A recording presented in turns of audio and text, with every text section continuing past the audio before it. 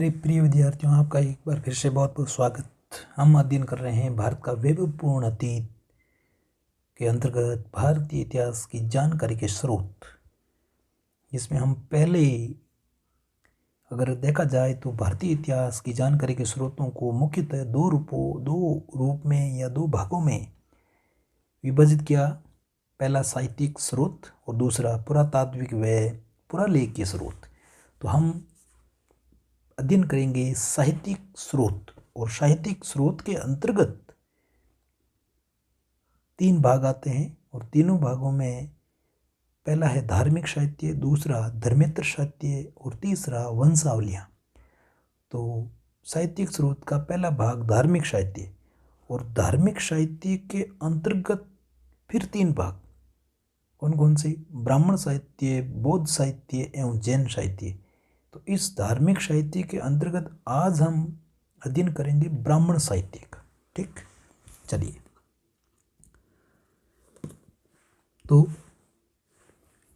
धार्मिक साहित्य के अंतर्गत ब्राह्मण साहित्य, और ब्राह्मण साहित्यों में सबसे प्राचीन ग्रंथ वेद माने जाते हैं। मोस्ट है कि ब्राह्मण साहित्य में सबसे प्राचीन ग्रंथ कौन से हैं? वेद। ठीक, और वेद ज्ञान के भंडार है, अपौरुषेय, यानी इसकी रचना किसी पुरुष ने नहीं की है, ये साक्षात हुए है। वेदों का संकलन कृष्ण देवपायन वेद व्यास ने किया था, यानी वेदों का जो संकलन है वो कृष्ण देवपायन वेद व्यास ने किया था। ये इंपॉर्टेंट है, यहाँ ध्यान रखना। देखो, वेदों की रचना किसी ने नहीं की थी, लेकिन वेदों का संकलन किसने किया था? कृष्ण देवपायन वेद व्यास। वेदों को श्रुति भी कहा जाता है। वेदों को ऋषियों द्वारा आत्मसात किया गया, और वेदों से आर्य सभ्यता एवं संस्कृति की जानकारी मिलती है। ये भी मोस्ट है कि वेदों से हमें कौन सी सभ्यता की जानकारी मिलती है? तो आर्य सभ्यता की जानकारी मिलती है। चलिए, फिर है वेदों की संख्या। तो वेदों की संख्या 4 आपको पता ही है सबको। पहला ऋग्वेद, दूसरा यजुर्वेद, तीसरा सामवेद और चौथा अथर्ववेद। तो वेद कितने? 4। कौन कौन से? ऋग्वेद, यजुर्वेद, सामवेद, अथर्ववेद। सबसे प्राचीन वेद कौन सा? ऋग्वेद। ठीक है, इंपॉर्टेंट है ये भी। संपूर्ण वैदिक काल का अगर गणना काल या समय काल देखें तो 1500 ईसा पूर्व से 600 ईसा पूर्व के मध्य रखा जाता है। और उसको अगर वापस हम विभाजन करें तो दो प्रकार से विभाजन होता है, एक तो ऋग्वैदिक काल और दूसरा उत्तरवैदिक काल। ऋग्वैदिक काल 1500 ईसा पूर्व से 1000 ईसा पूर्व, जिसमें केवल ऋग्वेद की रचना की गई, इसलिए उसका नाम भी ऋग्वैदिक हो गया। और उत्तरवैदिक काल 1000 ईसा पूर्व से 600 ईसा पूर्व के मध्य, और इसमें 3 वेदों की रचना हुई, यजुर्वेद, सामवेद और अथर्ववेद। ठीक, चलिए आगे। तो ऋग्वेद में 10 मंडल और 1028 सूक्त है, और सूक्त बड़ी अच्छे, सूक्त का मतलब ये है, शु मतलब अच्छे, उक्त कथन, अच्छे कथन है। इसमें मंत्रों के समूह को सूक्त कहा गया है। ऋग्वेद की रचना छंदों में की गई है, यानी पद्य में लिखा गया। ठीक है, चलिए। फिर वेद संस्कृत भाषा में पद्य में लिखे गए। इंपॉर्टेंट है, आपको ध्यान रखना कि वेद किस भाषा में लिखे गए? संस्कृत भाषा में। और कौन से? पद्य में लिखे गए। केवल एक याद रखना है कि यजुर्वेद गद्य और पद्य दोनों रूपों में लिखा हुआ, यानी दोनों में लिखा गया है। गद्य में भी लिखा है, पद्य में भी लिखा है, यानी कुछ हिस्सा गद्य में है और कुछ हिस्सा पद्य में है। और यजुर्वेद के 2 प्रकार है, शुक्ल यजुर्वेद और कृष्ण यजुर्वेद। ठीक, फिर यजुर्वेद में यज्ञों से संबंधित विवरण मिलता है, और सामवेद में गाई जाने वाली सामग्री है, यानी संगीत है। संगीत का जन्मदाता है सामवेद। चलिए, फिर अथर्ववेद।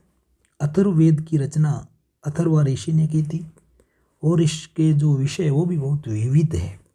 यानी इसमें ब्रह्म ज्ञान, धर्म, समाज निष्ठा, औषधि प्रयोग, शत्रुओं का दमन, रोग निवारण और तंत्र मंत्र आदि विषय मिलते हैं। ठीक है। चारों वेदों को संहिता भी कहा जाता है और संहिता साहित्य भी है। ठीक है ना। फिर है वेदों के उपवेद देखे जाए तो वेदों के उपवेद यानी प्रत्येक वेद के उपवेद है तो कुल वेद उपवेद हो गए 4। 1 नंबर आयुर्वेद, 2 धनुर्वेद, 3 गंधर्व वेद, 4 शिल्प वेद। आयुर्वेद ऋग्वेद से संबंधित है, धनुर्वेद यजुर्वेद से संबंधित है, गंधर्व वेद सामवेद से संबंधित है और शिल्प वेद अथर्ववेद से संबंधित है। कहने का मतलब ऋग्वेद का उपवेद है आयुर्वेद, यजुर्वेद का उपवेद है धनुर्वेद, सामवेद का उपवेद है गंधर्ववेद और अथर्ववेद का उपवेद है शिल्पवेद। ठीक है। चलिए फिर है प्रत्येक वेद के भाग भी कितने हैं? 4। नंबर 1 संहिता, 2 ब्राह्मण, 3 आरण्यक और 4 उपनिषद। यानी प्रत्येक वेद के ऋग्वेद हो चाहे यजुर्वेद हो चाहे सामवेद हो चाहे अथर्ववेद हो उनके 4 भाग है, संहिता, ब्राह्मण, आरण्यक, उपनिषद। और आपको पता है एकमात्र वेद ऐसा है जिसका आरण्यक नहीं है, कौन सा? अथर्ववेद। ठीक है। चलिए आगे। संहिता, संहिता का अर्थ होता है वेदों की व्याख्या करने वाला जो भाग है उसे संहिता कहा गया। यानी वेदों की व्याख्या कहाँ की गई? संहिता में। फिर है ब्राह्मण, ब्राह्मण मतलब ब्रह्म, ब्रह्म यानी यज्ञ और यण मतलब व्याख्या। तो जो यज्ञ की व्याख्या करने में सक्षम हो या जिसमें यज्ञ की व्याख्या करने की योग्यता हो उसे ब्राह्मण कहा जाता है।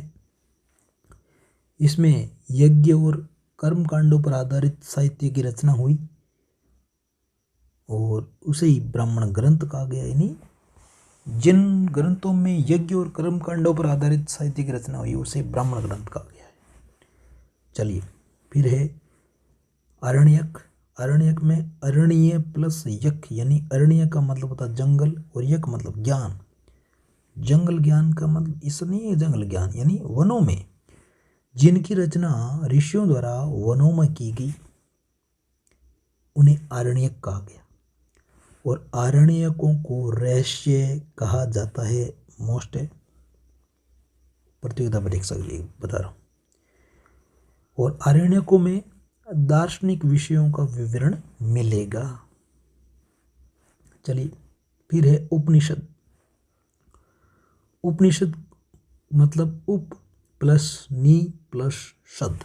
उप मतलब गुरु के पास, उप मतलब समीप भी होता है। समीप किसके? तो गुरु के समीप। और नी मतलब शिष्य का और शद मतलब बैठना।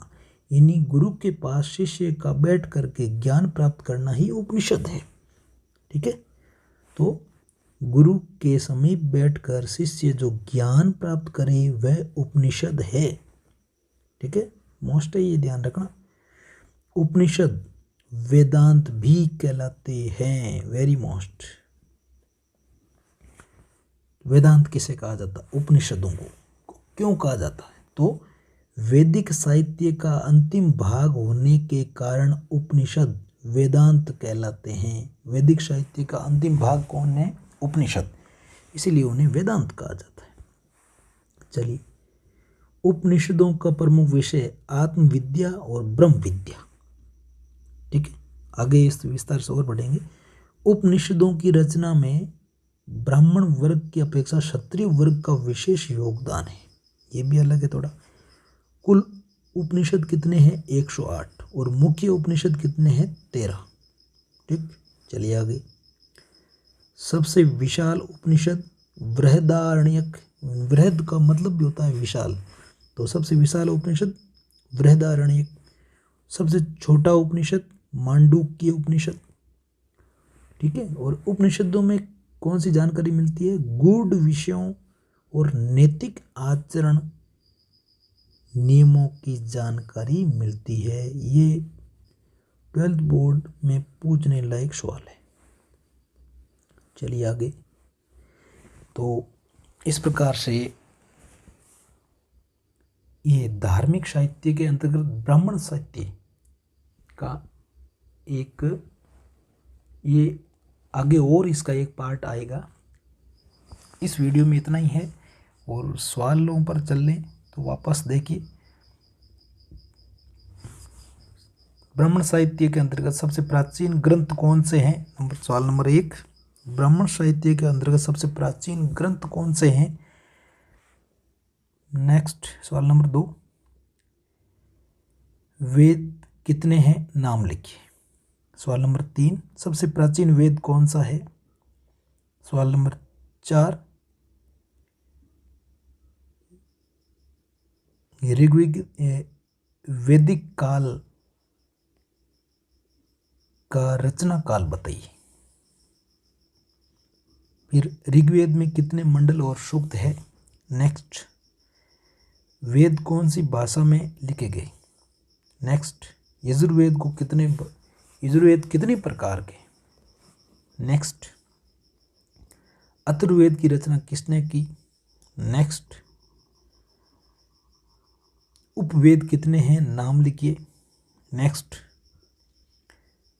वेद के कितने भाग हैं? नाम लिखिए। नेक्स्ट, संहिता किसे कहा जाता है? नेक्स्ट, ब्राह्मण किसे कहा जाता है? नेक्स्ट, आरण्यक से क्या तात्पर्य है? नेक्स्ट, उपनिषद के बारे में आप क्या जानते हैं? नेक्स्ट, सबसे विशाल उपनिषद कौन सा है? नेक्स्ट, सबसे छोटा उपनिषद कौन सा है? तो धन्यवाद दोस्तों और मेरे प्रिय विद्यार्थियों।